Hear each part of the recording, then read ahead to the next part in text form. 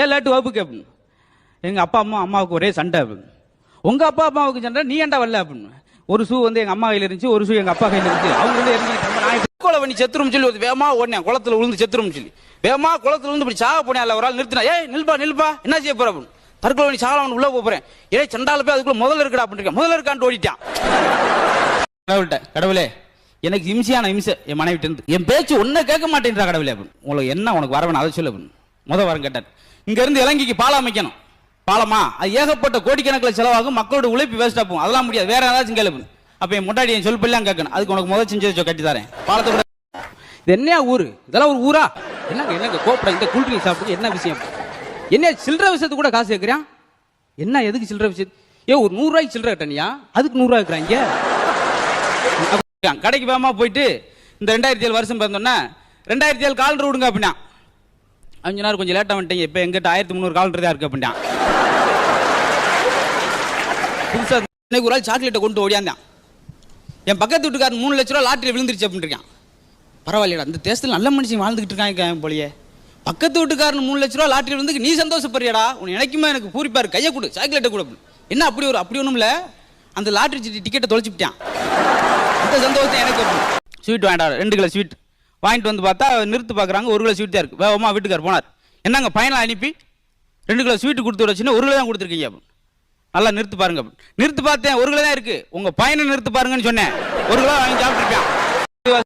தம்பி வீடு குடி வந்திருக்கீங்க, வீடை வந்து கண்ணா அப்படின்னா யூஸ் பண்ணக்கூடாது, உங்க வீடு மாதிரி பாத்துக்கிறேன் அப்படின்ட்டு போயிட்டார். ஒரே வாரத்தில் வித்துட்டு ஊருக்கு போயிட்டான். ஏன்னா அவன் விட்டு என்ன செய்வான். இப்ப நம்மளுக்கு அந்த டாக்டர் எனக்கு நேத்து வந்த கனவு இன்னைக்கு வருது என்ன அப்படின்னு.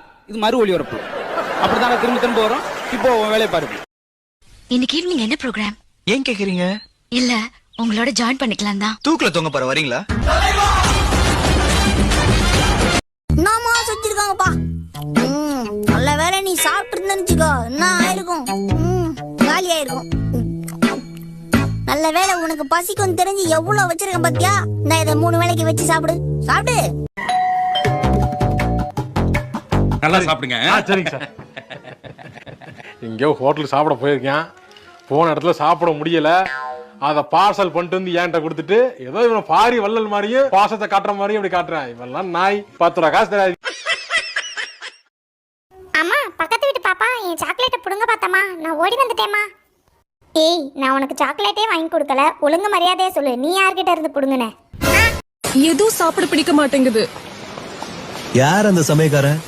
ஐ ஆம் தொடக்கரி மார்த்தாண்டம், சன் ஆஃப் வடக்கரி மார்த்தாண்டம். நான் சமைக்க ஆரம்பிச்சேன்னா எல்லாரும் வாயில எச்சுதான் ஊறும். உங்க புருஷன் கண்டசஸ்தி படிக்கும் போது ஏன் அடிச்சீங்க? அதுவா, கொல்லிவாய் பேய்களும் குரலை பேய்களும்னு படிக்கும்போது என்னையே முறைச்சு பார்த்துட்டு 10 வாட்டி படிக்கிறாருடி. அண்ணே 4 புரோட்டா 2 பார்சல்ண்ணே. 4 புரோட்டா நம்மகிட்ட கிடையாதுண்ணே, அன்னைக்கு கிலோ புரோட்டா தான் வேணுமா? அப்படி கம்மியாட்டி போய் கட்டுறா போட. அண்ணே கூட சட்னி கட்டிருந்தேன். கூட எல்லாம் சட்னி கட்ட முடியாது, கவர்ல தானே கட்டுவோம். எனக்கேவா? உனக்கா இருந்தானே எனக்கா இருந்தானு கவர் தான் பிள்ளை.